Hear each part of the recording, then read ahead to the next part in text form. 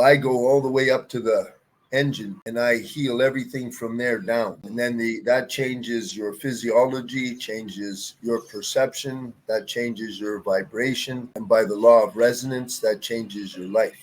Hold on a second. Let me get a towel. It's so hot here. Towel. See, I'm convalescing right now from a massive car crash that happened back in Chiang Mai, and there's a great doctor here in Pattaya. That's why I'm living out of this hotel, because he's so good. So he's fixing me up. I have nerve inflammation in my legs. Yeah, so that's what depth healing is. Depth healing is, if you look at quantum physics, and which is energy science, the new sciences, I'm using frequencies, two kinds, destructive interference waves and constructive interference waves. Sounds really fancy, but all it is, a destructive interference wave, folks, means if this thing has a frequency, if you were to look at it, a machine, it'll have a wave, sine wave, and it goes in a certain pattern. A destructive interference wave meets it, it's going in exactly the opposite.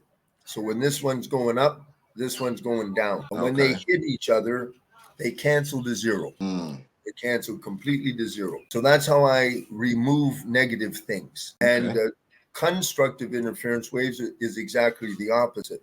They match each other. So when they meet, they combine and grow really bigger, stronger, better. So I go in, let's say for some reason when your mom was really angry and fed up about something, and her little daughter comes in, and the daughter's only 5 years old, and the mother says something very hurtful and harsh to her little daughter. She doesn't really mean it, but she's like, you're sloppy and ugly, and you always make me angry. So that the little child, that goes straight into her subconscious, and our subconscious records at a rate of 40 million bits of information a second. The frontal part of the brain only records 40.